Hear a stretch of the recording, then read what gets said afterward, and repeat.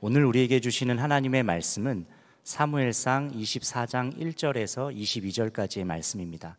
봉독은 1절에서 10절까지, 17절에서 20절까지만 하겠습니다. 블레셋 사람과 싸우고 돌아온 사울은 다윗이 엔게디 광야에 있다는 소식을 듣고 온 이스라엘에서 3,000명을 뽑아 거느리고 다윗과 그의 부하들을 찾으러 들렴소 바위 쪽으로 갔다. 사울이 길 옆에 양 우리가 많은 곳에 이르렀는데 드디어 주님께서 대장님에게 약속하신 바로 그날이 왔습니다. 내가 너의 원수를 너의 손에 넘겨줄 것이니 내가 마음대로 그를 처치하여라 하신 바로 그날이 되었습니다. 다윗이 일어나서 사울의 겉옷자락을 몰래 잘랐다. 다윗은 자기가 사울의 겉옷자락만을 자른 것뿐인데도 곧 양심의 가책을 받게 되었다. 그래서 다윗은 자기 부하들에게 타일렀다. 내가 감히 손을 들어 주님께서 기름 부어 세우신 우리 임금님을 치겠느냐. 주님께서 내가 그런 일을 하지 못하도록 나를 막아주시기를 바란다. 왕은 바로 주님께서 기름 부어 세우신 분이기 때문이다. 다윗은 이런 말로 자기의 부하들을 타이르고 그들이 일어나 사울을 치지 못하게 하였다. 마침내 사울이 일어나서 굴 속에서 나가 길을 걸어갔다. 다윗도 일어나 굴 속에서 밖으로 나가서 사울의 뒤에다 대고 외쳤다. 임금님, 임금님. 사울이 뒤를 돌아다보자 다윗이 땅에 엎드려 절을 하였다. 그런 다음에 다윗이 사울에게 말하였다. 임금님은 어찌하여 다윗이 왕을 해치려 한다고 주장하는 사람들의 말만 들으십니까? 보십시오. 주님께서 오늘 저 굴 속에서 임금님을 나의 손에 넘겨주셨다는 사실을 이제 여기에서 직접 확인하실 수 있습니다. 임금님을 살려보내지 말라고 말하는 사람도 있었지만 나는 임금님을 아꼈습니다. 절대로 손을 들어 우리의 임금님을 치지 않겠다고 다짐하였습니다. 임금님은 바로 주님께서 기름 부어 세우신 분이기 때문입니다. 사울이 다윗에게 말하였다. 나는 너를 괴롭혔는데 너는 내게 이렇게 잘해주었으니 내가 나보다 의로운 사람이다. 주님께서 나를 내 손에 넘겨주셨으나 너는 나를 죽이지 않았다. 이것 하나만으로도 오늘 너는 내가 나를 얼마나 끔찍히 생각하는지를 내게 보여주었다. 도대체 누가 자기의 원수를 붙잡고서도 무사히 제 길을 가도록 놓아보내겠느냐. 내가 오늘 내게 이렇게 잘해주었으니 주님께서 너에게 선으로 갚아주시기 바란다. 나도 분명히 안다. 너는 틀림없이 왕이 될 것이고 이스라엘 나라가 내 손에서 굳게 설 것이다. 아멘. 하나님의 말씀입니다. 모두 자리에 앉으시겠습니다.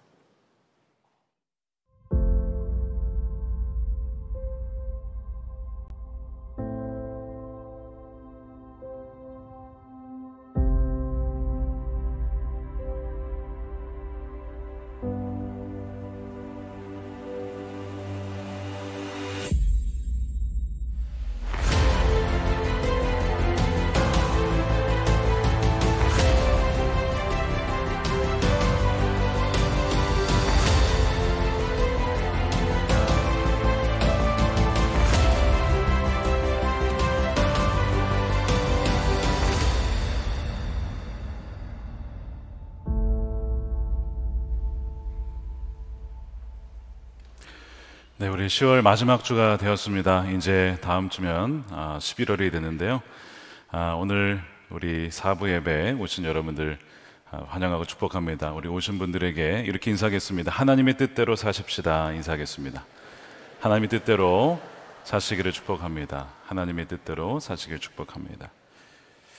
사무엘상 하나님 마음에 맞는 사람 25번째입니다. 하나님의 뜻인가 기회를 가져간 유혹인가 라는 제목의 말씀을 나누겠습니다. 오늘은 종교개혁주일입니다. 종교개혁주일.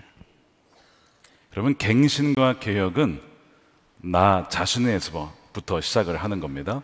우리 자신이 하나님의 말씀과 성령으로 새롭게 되는 것부터 시작해서 가정이 바뀌고 교회가 바뀌고 나라가 바뀌는 것입니다. 이 변화의 시작이 바로 우리 자신으로부터 시작이 되어서 나라계까지 퍼져나가는 그 놀라운 부흥의 역사가 일어나게 되기를 축복합니다. 특별히 오늘은 한국교회가 하나 되어서 기도하는 날로 정했습니다. 악법을 저지하기 위해서 우리가 기도하며 하나님께 간구하며 또 우리의 빗대어 살아가지 못했던 것을 회개하는 날이기도 합니다. 여호수아가 전쟁터에서 나가서 전투할 때 모세는 산에서 기도하였죠. 지금 우리 목사님들과 또 우리 성도님들이 광화문에 가서 또한 참여하러 가고 있는 걸로 알고 있습니다. 그리고 또 여러 가지 사정상 가지 못하는 분들은 부르신 곳에서 또 온라인에서 마치 모세가 두 손 들고 기도한 것처럼 함께 꼭 나라를 위해서 기도해 주시기를 부탁을 드립니다. 혹시 여러분을 괴롭히는 사울과 같은 분이 혹시 계십니까? 직장이나 또 인간관계 속에서 혹시 그분이 배우자는 아니시죠? 그런 분이 계실 때 그런 분에게 좀 복수할 수 있는 기회가 주어진다고 했을 때 여러분 어떻게 하시겠습니까? 아마 열의 8 이상은 반드시 그 기회를 활용해서 보복할 것입니다. 드디어 오늘 본문에 보면 계속 쫓겨다니던 다윗에게 바로 그 기회가 주어집니다. 사울이 블레셋과의 전투에 돌아온 다음에 군사 3,000명을 모아서 들림스 바위라고 하는 이 엔게디 광야, 이스라엘의 동쪽입니다. 거기에 왔어요. 그래서 이제 다윗을 찾으라고 하는데 마침 사울이 이 생리 현상이 일어났는데 이 큰 거에 일어나가지고 혼자서 어디서 이거를 처리해야 되나 굴을 찾다가 한 굴을 들어가게 됐는데 그 굴에 누가 있었습니까? 다윗과 그의 군사들이 그 굴에 들어가 있었던 거예요. 이건 누가 봐도 왜 하필 그때 사울이 생리현상이 일어났으며 그 많은 굴 중에 그 굴을 들어갔으며 거기 왜 다윗과 부하들이 있냐 이 말입니다. 정확하게 하나님께서 섭리하셔서 바로 다윗의 손에 사울을 붙여주신 것이나 다름이 없죠. 인간적으로 봤을 때 다윗의 소원이 무엇이었을까? 여러분이 다윗이라면 어떤 소원이 있었겠습니까? 제발 이제 이 지긋지긋한 도망자의 삶을 끝내고 싶습니다. 이제 저희 더 이상 이렇게 광야에서 도망다니며 사는 것을 싫습니다 라고 하는 그런 갈망이 있었을 거예요. 광야에서 살다 보면 들짐승의 소리가 들려오죠. 이 들짐승의 소리는 우리 육신의 욕망의 소리입니다. 그러니까 이런 거예요. 너는 지금보다 더 나은 삶을 살 자격이 있어. 근데 너의 삶을 봐. 이게 뭐야? 빨리 너의 손으로 이 어두운 터널과 같은 삶을 끝내버리고 이제는 정말 제대로 살자라고 하는 우리의 어떤 권리를 자극하면서 빨리 일을 끝내라고 하는 just do it 라고 하는 그런 소리들이 들려오기 마련이에요. 그런데 다윗은 과거에 기도하지 않고 마음대로 했다가 실패한 경험들을 했습니다. 그래서 정말 하나님의 뜻이 아니라면 나는 움직이지 않겠다 라고 하는 그 결단을 아둘람 굴을 통해 하고 그 이후에 다윗은 좀 변화된 모습을 보여주고 있죠. 굉장히 중요한 것이 무엇이냐면 우리의 그리스도인의 삶 속에 하나님의 뜻을 분별하는 것, 이것을 훈련받는 것 너무 중요합니다. 로마서 12장 2절에 이렇게 되어 있어요. 여러분은 이 시대의 풍조를 본받지 말라는 거예요. 이 시대에 우리가 너무나 큰 영향을 받을 수 있는 겁니다. 세상 속에서 살기 때문에 마음을 새롭게 함으로 변화를 받아서 하나님의 선하시고 기뻐하시고 완전하신 뜻이 무엇인지를 분별하도록 하십시오. 분별해야 된다는 겁니다. 이 영적인 분별력이 여러분들에게 있게 되기를 축복합니다. 분별이란 나의 소원과 갈망과 하나님의 소원과 갈망을 분별하여 나의 소원을 하나님께 맞추는 거예요. 그것을 내려놓고 하나님께 맞추는 것이죠. 자, 지금 다윗의 부하들은 사울이 동굴 속으로 들어오는 것을 보고 야, 기가 막히게 이것은 정확하게 하나님이 드디어 사울을 죽이라고 하신 하나님의 뜻이야 라고 조금도 의심 없이, 일말의 의심도 없이 확신을 합니다. 그러면서 다윗에게 이렇게 얘기를 하죠. 다윗에게 4절에 다윗의 부하들이 그에게 말하였다. 드디어 주님께서라고 해요. 대장님에게 약속하신 바로 그날이 왔습니다. 뭘 약속하셨습니까? 주님이 내가 너의 원수를 너의 손에 넘겨줄 것이니 네가 마음대로 그를 처치해라 라고 말씀하신 바로 그날이 오늘입니다. 그러니까 빨리 단칼에 사울을 죽여버리십시오. 하나님의 뜻이라는 겁니다. 근데 사실 여기서 하나님의 뜻이 아니라고 하기에도 거의 힘들어요. 아니 어떻게 이런 우연이 있냐 이 말이에요. 정말 하나님이 죽이라고 하는 것이구나. 여러분 이 말씀을 잘 들어보시면 제가 질문을 한번 드려볼게요. 언제 주님께서 다윗에게 사울을 넘겨줄 테니 죽여라 하신 말씀이 언제 하셨습니까? 돌아보면 이런 말씀을 하신 적은 있어요. 사무엘상 15장인데요 사무엘이 사울에게 했던 말입니다. 주님께서 오늘 이스라엘 나라를 이 옷자락처럼 찢어서 임금님에게 빼앗아 임금님보다 더 나은 다른 사람에게 주셨습니다. 이건 다윗에게 한 말은 아닌데 분명히 이 말이 사무엘의 말이었기 때문에 퍼져나갔을 거예요. 아마 다윗의 부하들이 이 이야기를 들었던 것 같아요. 아는 것 같아요. 그래서 그 말을 기초로 하여 오늘 이 얘기를 하는 겁니다. 내 마음대로 처리하여라 하신 그날이 오늘입니다. 왕이시여 드디어 이제 끝낼 때가 다 다가왔습니다. 근데 여러분 같은 말이 아닙니다. 비슷하지만 사실은 가만히 들어보면 전혀 다른 말입니다. 하나님은 한 번도 다윗에게 사울을 직접 죽이라고 한 적이 한 번도 없기 때문에 그래요. 4절 후반부에 내가 마음대로 그를 처치하여라 이런 얘기를 하신 적이 없습니다. 그러니까 이거는 다윗의 부하들의 아주 그 간절한 바람과 소원이 투영되어서 왜곡되어서 조작된 말이에요. 그들의 소원이 하나님의 말씀을 약간 첨가하여서 잘 조리하여서 아주 간이 잘 맞도록 해서 전해진 말이죠. 그러니까 하나님의 말씀이 일부 들어가 있기 때문에 사람들은 이것이 마치 하나님의 뜻인 것처럼 받아들이기 쉽다는 것입니다. 설교자 찰스 스윈돌 목사님이 이것을 하나님의 뜻이라는 유혹이라고 표현한 적이 있습니다. 자신의 소망을 말씀을 통하여 하나님의 뜻이라고 포장을 하는 것이죠. 그리고 자신을 속이는 것이고 다른 사람들을 속이는 겁니다. 십계명의 제3경이 뭡니까? 십계명의 제3계명 하나님의 이름을 여호와의 이름을 망령되게 일컫지 말라입니다. 근데 이 말의 의미에는 뭐가 있냐면 함부로 하나님의 이름을 가지고 자 이것은 하나님의 이름으로 된 이름이다 하나님의 뜻입니다 라고 하는 것을 함부로 해서는 안 된다는 거예요. 그런 의미가 여기 담겨 있어요. 역사적으로 예를 들면 이런 겁니다. 중세 십자군 전쟁이 있었습니다. 하나님의 이름으로 진행된 전쟁이었어요. 하나님의 뜻이라고 했습니다. 왜냐하면 예루살렘 성전이 빼앗겼으므로 탈환하는 것이 하나님의 뜻이다. 많은 사람들이 거기에 동참을 했는데 대명분을 내세웠어요. 성전 탈환, 그렇지, 빼앗기면 안 되지. 그러나 사실은 탐욕을 채우기 위한 전쟁이었습니다. 왜냐하면 거기에 동참한 자들에게는 수많은 부와 땅을 주겠다라 약속을 했거든요. 그러나 그걸 얻기도 전에 다 그 전쟁에서 죽고 말죠. 십자가들은 굉장히 많았는데 십자가를 지는 사람들이나 십자가를 지고 나는 부인하고 나 자신을 부인하고 정말 예수님을 쫓았던 사람들은 찾아보기가 어려웠던 것이 십자가군의 전쟁이었습니다. 칼이 있었고 무기가 있었고 폭력이 있었고 함성은 있었지만 용서와 희생과 온유와 겸손이라고 하는 예수님의 십자가의 그 가치를 드러내지를 못했던 것이죠. 하나님의 뜻이라는 유혹에 넘어간 케이스입니다. 그러나 사실 다윗의 부하들이 지금 사울이 굴에 들어온 이 상황을 보고 하나님이 주신 기회라고 부를 만한 사실은 명백한 이유가 있었습니다. 왜냐하면 사울을 죽일 만한 명분이 너무 많았어요.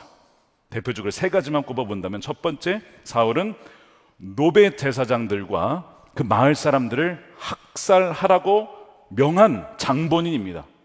그러니까 그런 악한 왕은 죽여도 된다. 이게 첫 번째 명분. 두 번째, 이 미친 왕 사울을 지금 제거하면 온 이스라엘이 평화를 얻고 주님께로 회복될 수 있다라고 하는 가능성과 희망이 있어요. 세 번째, 더더욱 결정적으로 이미 다윗은 기름 부음을 받았어요. 이미 차기 왕권 후보가 된 거죠. 그래서 이미 기름 부음 받았기 때문에 하나님께서도 사울의 나라를 넘겨준다고 하지 않았습니까? 그러니까 지금 이 자리에서 사울을 죽여도 전혀 문제가 없는 것이죠. 그러니까 이것은 다윗에게는 엄청난 기회로 보이는 거예요. 단 하나를 제외하고. 자, 이제 이것이 우리의 오늘 본문의 포인트가 되겠습니다. 단 하나를 제외하고. 모든 상황과 여건과 주위 사람들의 말과, 그렇죠? 우리를 사랑하는 이들의 말과 모든 것은, 모든 이정표가 한 것을 가리키고 있는데 단 하나만 다른 것을 가리키고 있어요. 그게 뭐냐? 말씀입니다. 말씀은 기름 부음 받은 자를 직접 죽이라는 것을 그를 금하고 있어요. 이것이 굉장히 갈등이 되는 포인트입니다. 여러분, 우리가 살면서 하나님 뜻이 무엇일까를 분별하다 보면 사실 말씀은 너무 모호할 때가 있어요. 그래서 어떻게 주로 하냐면 마치 이 환경 속에 우연히 벌어질 수 없는 상황이 벌어졌을 때, 마치 사울이 굴에 들어온 것처럼 그것을 하나님의 뜻이라고 해석하고 싶은 그런 유혹이 있습니다. 어떤 여성이 직장에 갔는데 너무 멋진 남성을 봤어요. 가슴이 뛰고 그 남자도 나를 좋아해. 야, 이런 만남이 정말 하나님 선물적인 만남이구나 좋아하는데 이 여인은 이미 결혼한 사람이에요. 그러면 어떻게 해석해야 돼? 이거를 성경 뭐라고 하고 있어요? 그건 간음이다라고 얘기를 하고 있어요. 그렇죠? 왜? 이미 결혼을 했으니까. 근데 모든 것은 우연한 만남, 모든 서로 좋아하는 감정부터 해서 어떻게 이 수많은 직장들 중에서 여기서 우리가 만나서, 여러분, 상황을 가지고 해석하기 시작하면요, 그렇게 엉뚱한 방향으로 갈 수가 있는 거예요. 숱한 기회들과 유혹들을 우리는 마주합니다. 이것이 기회인지 유혹인지를 분별해야 되거든요.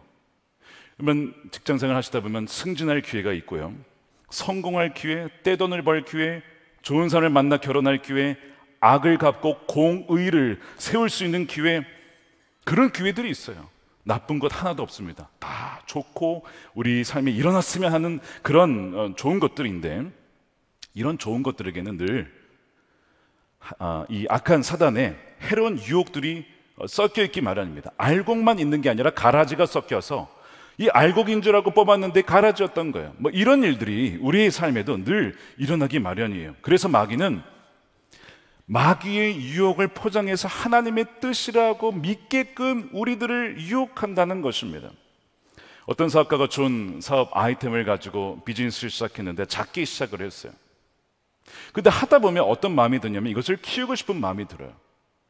그래서 그런 마음이 드는데 누군가가 이걸 좀 잘 투자를 해주면 이게 정말 아이템을 잘 팔 수 있을 텐데, 근데 돈이 없는 것이죠. 그렇게 기도를 하다가 어느 날 갑자기 투자자가 나타났어요. 자, 그러면 이것이 여러분 기회일까요? 유혹일까요? 대부분 이걸 기회로 여기기 쉽습니다. 그리고 실제로 기회가 되어서 좋은 투자자와 함께 동역해서 비즈니스가 성공적으로 한 경우가 상당히 많죠. 근데 한편으로 무조건 그것을 기회로 여길 것이 아니라 왜 이 사람이 투자를 하려고 하지? 한번 생각은 해봐야 됩니다. 그리고 나는 왜 이 비즈니스를 키우고 싶어 하는 걸까? 내 마음의 동기는 무엇일까? 여러분, 그것을 분별해야 되는 거예요. 더 중요한 것은 하나님의 뜻은 무엇일까? 하나님 나를 어떻게 인도하기를 원하실까를 물어야 되는 거예요. 그래서 이분이 이제 이것이 분별이 잘 안 돼서 갈등을 하다가 결국에는 그 투자자를 놓쳤어요. 그런데 시간이 지나고 보니까 그 사람이 사기꾼이었어요. 그게 밝혀졌어요. 나중에 목사님 너무 감사해요, 사기꾼이었어요 하는 이야기를 제가 들으면서 뭔가 마음에 좀 불편했던 그것이 성령께서 막아주신 것이었음을 알게 되었습니다. 요나가 니느웨로 가라고 한 하나님의 말씀을 거역합니다. 그리고 정반대로 가요. 여러분, 우리가 이런 경우가 있죠. 하나님, 이게 하나님 뜻이 아니면 좀 막아주세요 하고 자기 마음대로 막 합니다. 하나님의 뜻이 아니면 저를 막아주실 거래 그러고 막 달려가죠. 요나가 그런 식이었어요. 니느웨 싫어요. 난 다시스로 가는데 이 다시스로 가는 것이 하나님 뜻이 아니라면 하나님 저를 막아주십시오. 항구에 갔더니 마침 배도 있어, 선원들도 있어, 날씨도 너무 좋은 거야. 모든 것이 다 열려 있어요. 하나님 나 막지 않으시네, 만나보다 하고 다시스로 가다가 어떻게 됩니까? 풍랑을 만나서 바다에 빠져 이제 죽게 되는, 위기에 처하게 되는 겁니다. 그러니까 여러분, 우리의 상황이 열려 있다라고 해서 무조건 하나님이 길을 열어주시는구나, 여러분 그렇게만 판단하면 정말 큰일 나는 겁니다. 어떻게 보면 오늘 이 굴 속에 들어온 사울의 이 상황은 하나님이 다윗의 마음을 알아보시기 위해 테스트하시는 겁니다. 이게 첫 번째 테스트고 26장에 한 번 더 테스트가 진행이 돼요. 왜 두 번이나 하실까? 너무나 중요한 거예요. 왜 하나님 마음에 맞는가? 정말 내 말씀대로 살아갈 사람인가에 대한 부분을 하나님은 점검하시는 거죠. 사실 다윗이 지금 칼 한 번 싹 그으면 지금까지의 불안, 박해, 비난, 비웃음 다 끝낼 수 있어요. 더 이상 광야의 굴에 그렇게 비루하게 살 필요가 없습니다. 지금까지 부채 다 갚을 수 있어요. 자녀 학비 다 해결할 수 있어. 이거 한 방이면. 그렇잖아요. 얼마나 이게 매력적으로 다가옵니까?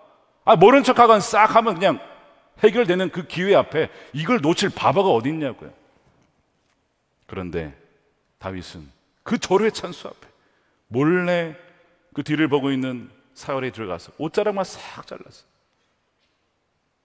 그걸 본 이 다윗의 부하들의 반응, 여러분 한번 상상해 보세요.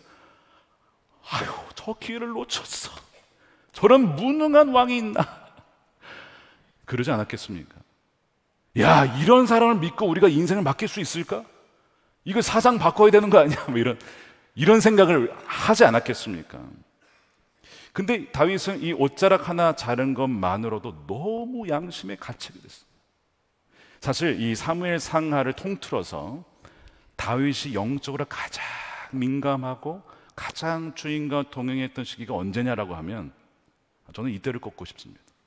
옷자락 하나 자른 것도 마음에 갇히게 돼요. 다윗이 이것을 기회가 아니라 유혹이라고 분별을 하고 6절에 이렇게 얘기를 합니다. 다윗은 자기 부하들에게 타일렀다. 영어로 보면 persuade, 설득했다. 얘들아, 그게 아니야. 내가 감히 손을 들어 주님께서 기름 부어 세우신 우리 임금님을 치게드냐. 주님께서 내가 그런 일을 하지 못하도록 나를 막아주시기를 바란다. 왕은 바로 주님께서 기름 부어 세우신 분이기 때문이다. 하나님의 뜻은 복수하는 거 아니야. 직접 죽이는 거 아니야. 만일 이 왕이 정말 잘못했다, 맞지? 그러면 하나님이 직접 치실 거야. 그러니까 절대 손에 피 묻히면 안 된다. 그거를 가르치고 있어요. 소통하고 있어요.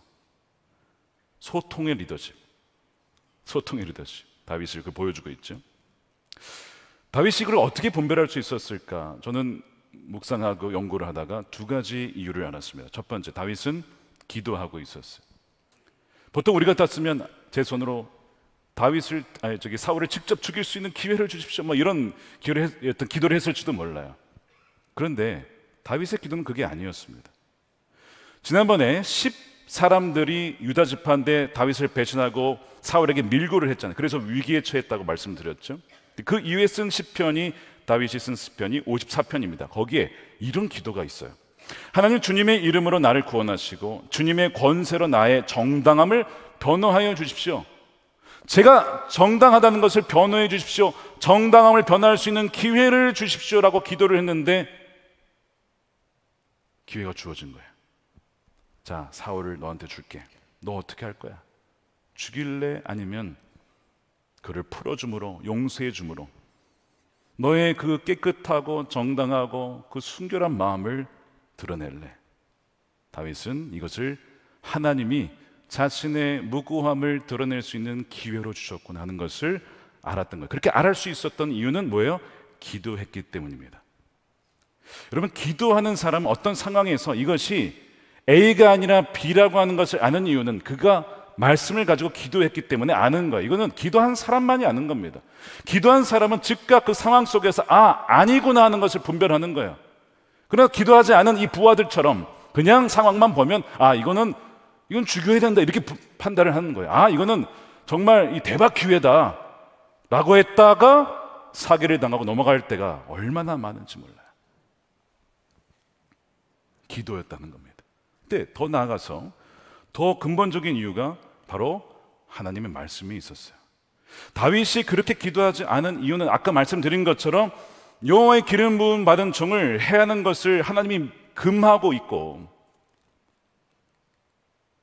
그거를 절대 해서는 안 된다는 것, 성경 곳곳에서 말하는 것을 다윗은 알고 있었기 때문이죠.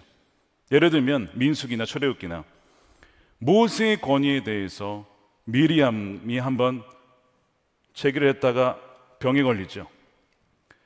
고라 자손들이 반기를 들었다가 지진이 나서 죽습니다. 내가 선택한 종인데 만일 이 종에게 문제가 있으면 내가 직접 칠 것이다 라고 하면서 그 리더십에 대한 어떤 저항에 대해서 하나님이 정리를 해줬어요. 근데 그 부분을 다윗이 알았던 것 같아요. 그 말씀에 기반해서 결정했던 것이고 말씀에 기반해서 기도를 했던 거예요. 물론 여러분 분별할 때 말씀으로 기반한다고 해서 다 맞는 건 아닙니다. 왜냐? 사탄도 우리에게 말씀을 가지고 인용할 수 있기 때문에 그래요. 자, 예를 들어서 광야에서 예수님께 다가온 마귀가 유혹을 할 때에 성경을 인용합니다. 자, 이거였어요. 마태복음 4장 6절이죠. 네가 하나님의 아들이거든 여기에서 뛰어내려 보아라. 성경에 기록하기를. 야, 마귀도 성경을 인용합니다. 그러니까 여러분 어디서 성경 구절이라고 해서 무조건 믿으시면 안 돼요.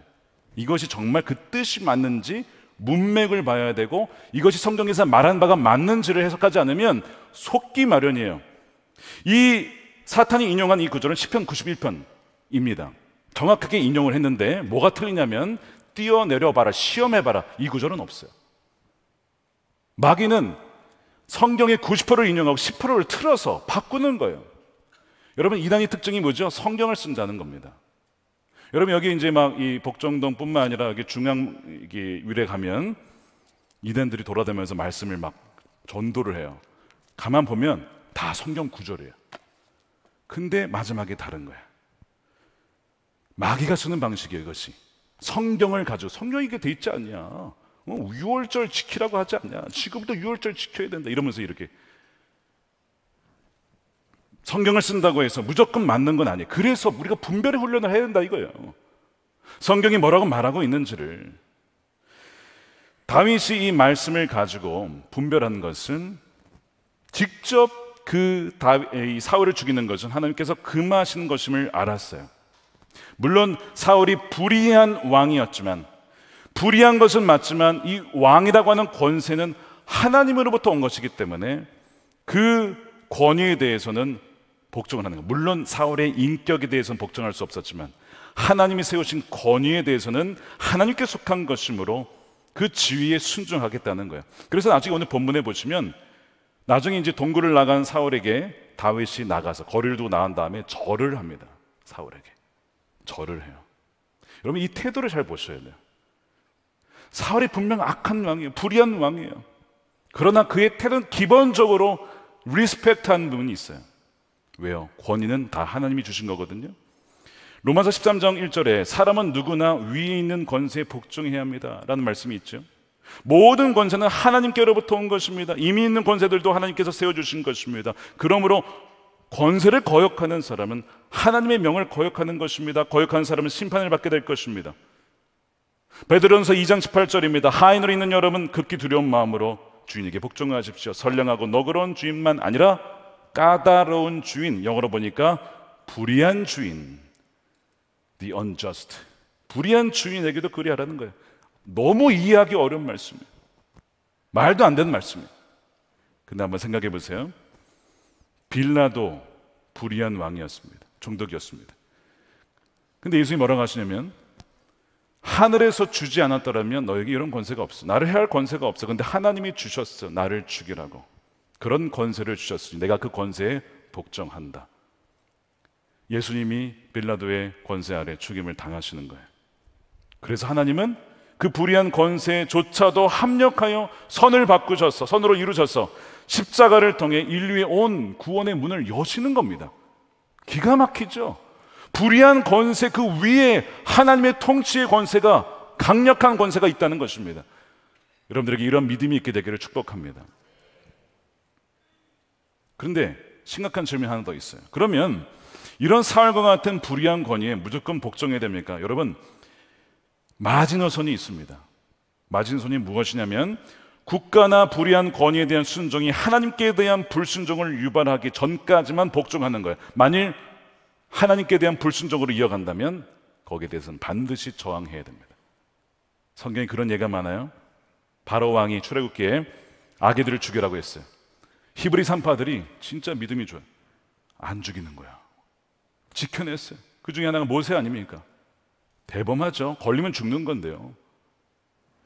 다니엘과 세 친구들이 금신상에 절하라, 거기에 거절합니다. 차라리 죽을지언정 나는 그렇게 못한다 이거죠. 다니엘에게 다른 신에게 기도하지 말라라는 법이 제정되어 있어요. 왕의 칙령이. 그러나 다니엘은 그래도 하루에 3번 하나님께 기도함으로써 저항합니다. 사자굴에 던져지는 핍박을 당하면서까지도 저항을 하는 거예요. 사도들도 마찬가지죠.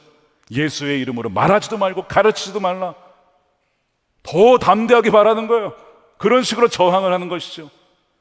신사 참배 때 참배하라, 난 못한다, 죽기까지, 주기철 목사님처럼 그런 저항들이 있었단 말입니다. 국가의 법이 지금 이제 이게 어떻게 바뀔지 여러분 기도해야 되는 거예요. 그래서 결혼의 정의를 남자와 여자가 아니라 두 성인의 결합으로 바꿀 수 있는 그 위기 있잖아요. 그래서 우리가 기도하자는 거 아닙니까? 여러분 이제 미국에서요, 아빠와 엄마의 단어가 점차 사라지고 있습니다. 남편과 아내란 단어가 거의 사라지고 있어요. 그냥 파트너예요. 왜 이걸 바꿨냐? 아빠만 2명, 엄마만 2명인 애들이 있는데 거기서 아빠, 엄마 하면 얘들은 뭐가 되냐? 차별하는 거 아니냐? 애들. 그러니까 그 얘기하지 말아라. 여러분 이게 말도 안 되는 일 같죠? 이게 곧 한국에서 벌어질 수도 있는 일이에요. 차별이라는 명목하에. 그래서 우리가 한국교회가 오늘 기도하자고 하는 것입니다. 나가서 기도하든 교회에서 기도하든 집에서 기도하든 온라인을 하든 연합해서 우리가 불의한 것을 외치고 저항해야 된다는 것입니다. 그렇게 담대하게 기도하며 나갈 수 있는 여러분 되시길 축복합니다. 이 다윗이요, 지금까지 도망 다니고 또 불의함을 참아냈지만 침묵하지 않습니다. 사울이 굴을 나간 다음에 거리를 둔 상황에서 나가서 사울이 왕이시여 절을 한 다음에 외치죠. 뭘 외치냐면 저는 잘못한 것이 없습니다 라고 하면서, 그런데 왜 저를 죽이러 가십니까? 왕이시여 당신 지금 불의한 일을 행하고 있습니다 라고 외치는 거예요. 자, 11절 마지막 분 보세요. 임금님께 반역하거나 잘못한 일이 없습니다. 제가 죽이지 않았지 않습니까? 그런데도 임금님은 나를 죽이려고 찾아다니십니다. 어떻게 이렇게 불의한 왕이 되셨습니까? 라고 하면서 그의 입술을 통해서 담대하게 선포하고 있어요. 외치고 있는 거예요. 그러니까 우리도 외칠 때 외쳐야 되고 기도할 때 기도해야 된다는 거예요. 하지만 말씀드린 것처럼 다윗이 직접 손으로 죽이지 않은 이유는 하나님이 세우신 권위를 바로 세워나가야 되기 때문에. 권위를 무너뜨리게 되면요, 사실 이건 다 무너지는 겁니다. 권위를 무너뜨리면. 우리가 만일 부모의 권위를 제대로 세워드리지 못하고 어떤 지도자의 권위에 대해서 함부로 말하면서 무너뜨린다고 했을 때 나중에 자녀들이 그걸 봤어요. 나중에 야, 너 부모님 말씀 들어야 돼, 너 성경 말씀 들어야 돼. 부모의 권위와 성경의 권위가 무너진 상황에서 그들이 들을까요? 여러분 듣지 않습니다. 권위가 무너지면 다 무너지는 거예요. 권위적인 것과 부정한 불의한 권위가 문제지 권위 자체가 문제는 아니거든요. 멕시코에서 이런 일이 있었어요. 시장이 당선됐는데 엿새 만에 살해를 당합니다. 거기 있는 갱단이 죽인 거예요. 근데 그것을 막아낼 만한 건강한 공권력이 없는 거예요. 권위의 부재. 학생 인권조례의 문제가 뭐였습니까? 학생의 인권을 지킨다고 하면서 교사의 권위를 완전히 다 무너뜨려 놨어요. 뭐 하나 징계하지를 못해요. 훈계를 못합니다. 교육을 못하는 것. 무슨 말만 하면 인권 침해 당했다. 교사의 권위가 다 무너졌어요. 지금 우리가 이런 시대를 살아가고 있습니다. 성경의 권위도 무너지고 부모의 권위도 무너지고 교사의 권위도 무너지고, 이게 정확하게 마귀가 원하는 거예요. 그러니까 다윗은 불의한 권위에 대해서 소리를 치면서도 그가 절을 하면서 그래도 그 기본적인 걸 지키는 이유는 바른 권위를 세워야 하기 때문에. 자기가 만약 찔러 죽었으면요, 그걸 본 부하들이 나중에 어떻게 했을까요? 다윗이 좀만 잘못하면 다 찔러 죽였을 거예요. 바세바 가늠, 야 우리아의 아내를 취했어, 이런 왕이 다 있어, 찔러 죽여버려. 분명히 그랬을 거라고.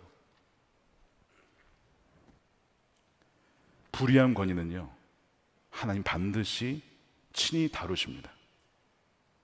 그 나중에 26장 우리가 다루겠지만 다윗이 어떤 믿음이 있냐면, 하나님이 그를 그냥 어디서 죽게 하든지 뭐 전쟁터에서 죽게 하든지 그렇게 분명히 다루실 것이다, 그런 믿음이 있어요.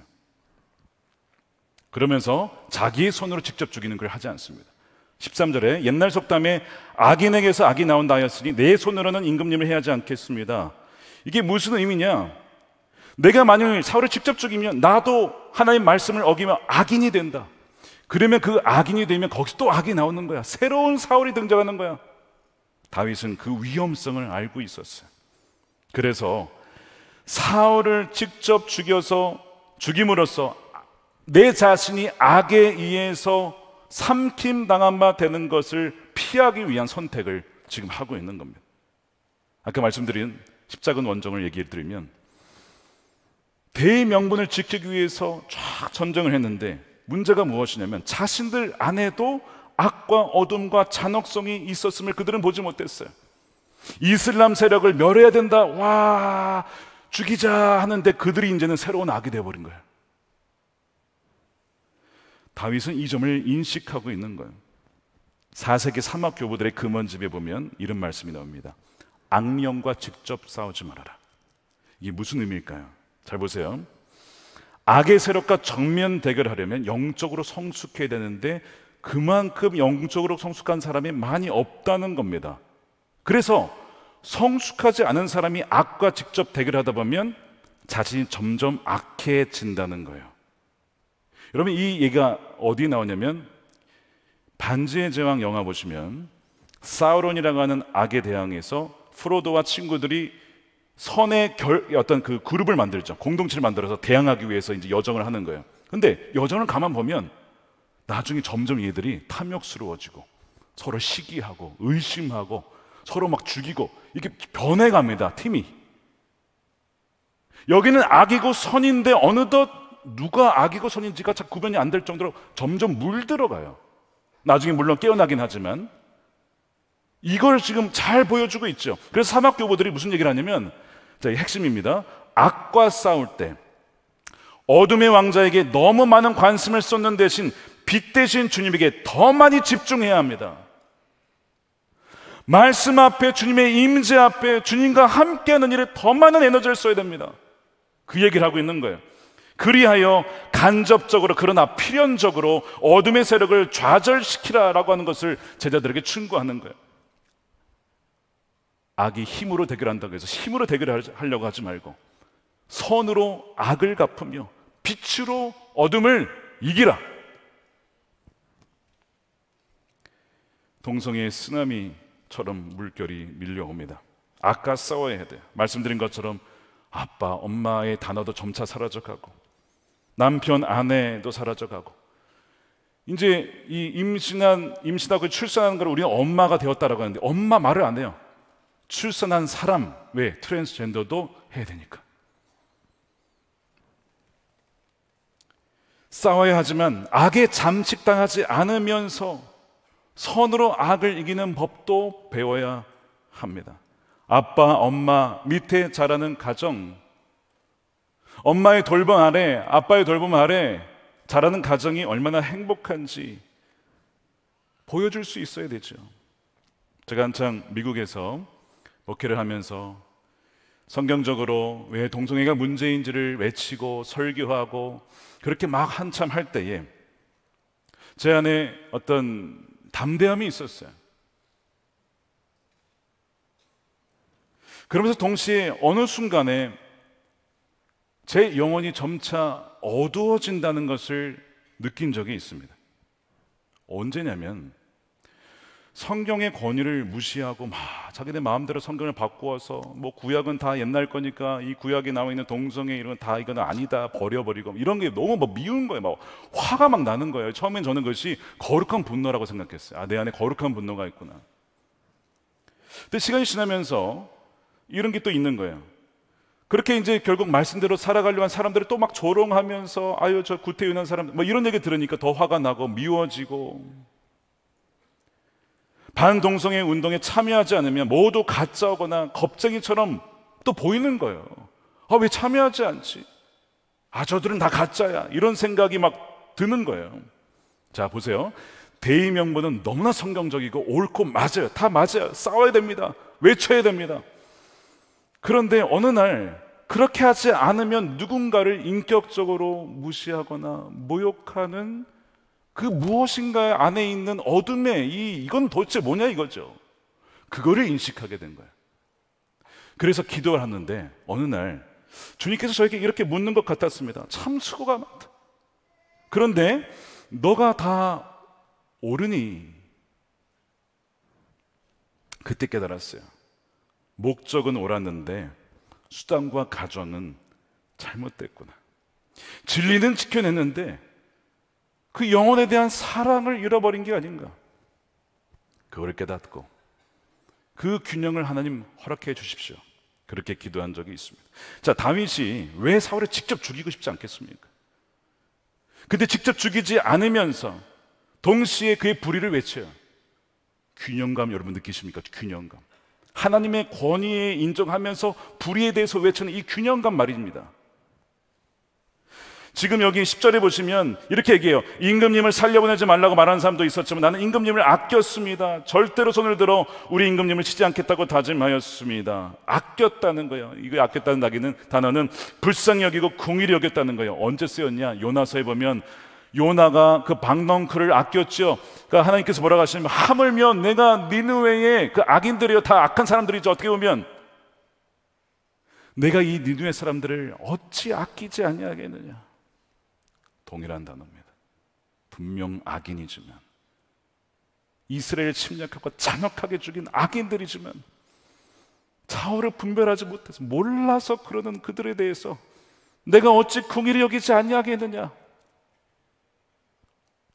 그 사랑의 마음, 다윗이 그 마음을 갖는 거예요. 긍휼히 여겼다는 다윗, 이 사울을.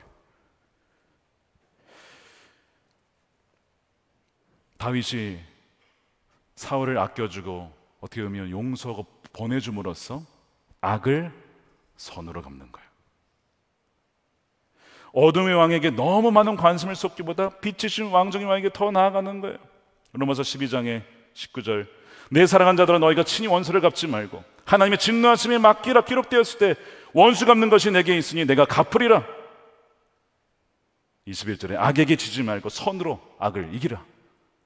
정확하게 다윗이 지금 선으로 악을 이기는 거죠. 그리고 하나님의 때를 다시 기다립니다. 하나님이 직접 그 사울을 다루실 그 때를 기다리고 신뢰하며 기다립니다. 어찌 보면 너무 답답해. Just do it. 그냥 죽여버리지. 언제까지 기다릴 거야. 근데 다윗은 수동적으로 기다린 것 같지만 여러분 그렇지 않아요. 이게 얼마나 강력한지. 예수님이요 나중에 유다에 팔려가죠. 유다 손에. 그 다음에 뭐 질질 끌려가십니다. 뭐 십자가를 지라 그러죠. 뭐 재판하는데 말도 거의 못하십니다. 뭐 왜 이러시나. 예수님이 수동적으로 질질 끌려가시다가 마지막에 십자가에 자신 말이 뭐냐면 다 이루어졌다. 이루어졌다. It is finished. 수동태예요. 수동태. 이루어졌대요. 힘없이 끌려간 것 같았는데 오히려 하나님의 뜻은 완성이 되어버렸어요. 하늘에서 뜻이 이루어진 것처럼 땅에서도 이루어질지어다. 하나님의 놀라운 섭리가 하나님의 행하심을 믿고 기다리며 기도하는 자에게 이루어진다는 사실입니다. 이 은혜가 여러분들에게 있게 되기를 축복합니다. 결국 사울의 입에서 그가 울면서 다윗에게 이런 얘기를 하죠. 나는 너에게 참 악하게 했는데 너는 나에게 선을 베풀었구나 하면서 이런 얘기를 20절에 너는 틀림없이 왕이 될 거야. 이스라엘의 나라가 너의 손에서 굳게 설 거다. 원수의 입에서 축복의 말이 흘러나요. 진정한 이것이 승리입니다. 이런 진정한 승리가 여러분들의 가정 가운데, 교회 가운데 있게 되기를 축복합니다. 사랑하는 여러분, 인생 살다 보면 이게 기회인지 유혹인지 잘 모를 때가 있어요. 절대로 상황과 여건만 가지고 판단하지 마십시오. 언제나 말씀에 기반하여서 기도하면서 정하십시오. 성령이 불편함을 주시면 여러분 행동하시면 안 됩니다. 머무르셔야 돼요. 기다리셔야 돼요. 기쁨과 평강으로 마음을 주실 때, 그러면 무엇이든지 담대하게 순종해 보십시오. 그러면 선하신 그 하나님께서 저와 여러분을 하나님의 기뻐하신 뜻으로 선하게 반드시 인도하실 줄로 믿습니다. 우리 함께 기도하겠습니다. 자, 오늘 우리 한국교회가 함께 연합으로 기도하는 날입니다. 이제 2시부터 시작이 되는데 광화문에서, 여의도에서, 또 한국교회 부르신 곳에서 우리 함께 기도할 것입니다. 말씀드린 것처럼 주님, 우리가 빗된 삶을 살지 못하고, 우리가 정말 바른 권위를 사용하지 못하고, 가정에서나 또한 교회에서나 하나님 말씀을 그대로 살아내지 못하여서 하나님의 권위가, 성령의 권위가 땅에 떨어지고 말았습니다. 이제는 사람들이 자기의 소견에 오른 대로 살아가는 그런 시대로 되어가고 있습니다.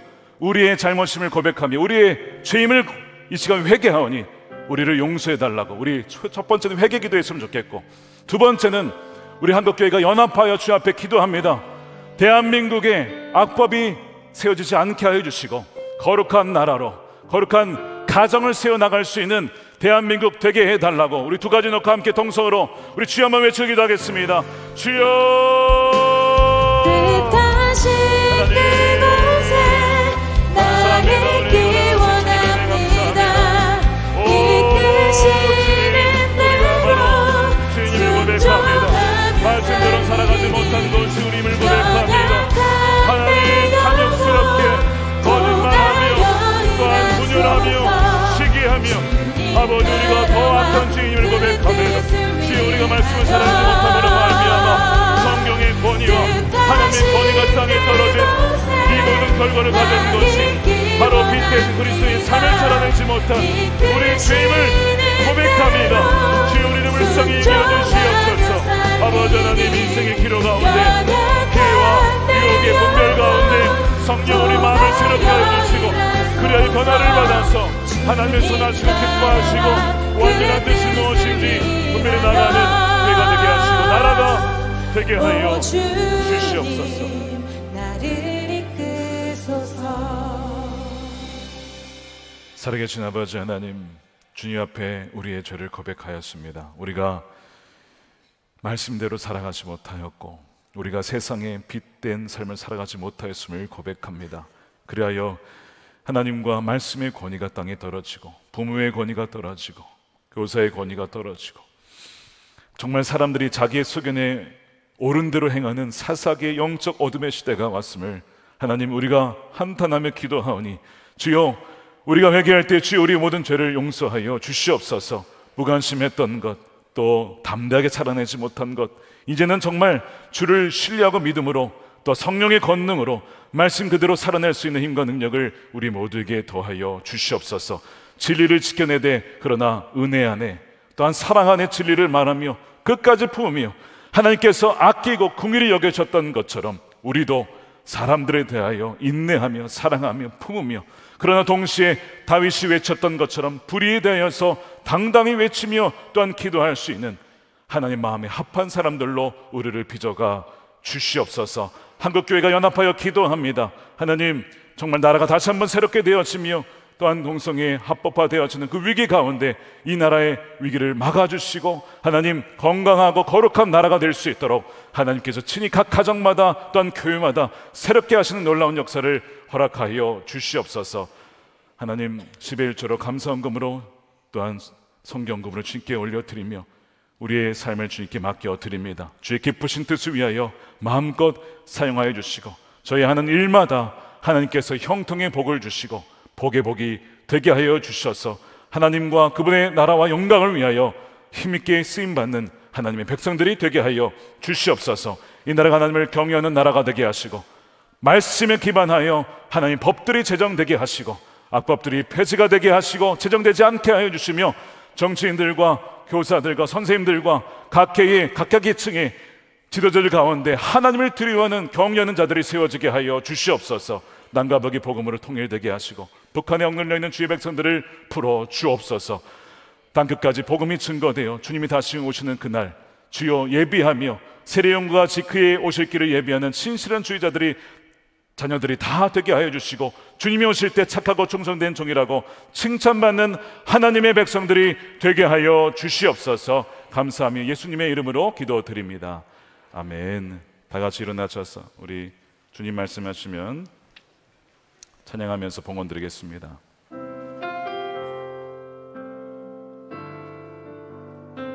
주님 말씀하시면 주님 말씀하시면 내가 나가리다. 주님 뜻이 않으면 내가 멈춰서리다. 나의 가고 서는 것 주님 뜻에 있으니 오 주님 나를 뜻하신 그곳에 우리 손 들고 찬양합니다. 뜻하신 그곳에 나 있기 원합니다. 이끄시는 대로 순종하며 살리니 연약한 내 영혼 도와여 일하소서. 주님 나라와 그 뜻을 위하여 뜻하신 그곳에 뜻하신 그곳에 나 있기 원합니다. 이끄시는 대로 순종하며 살리니 연약한 내 영혼 도와여 일하소서. 주님 나라와 그 뜻을 위하여 오 주님 나를 이끄소서.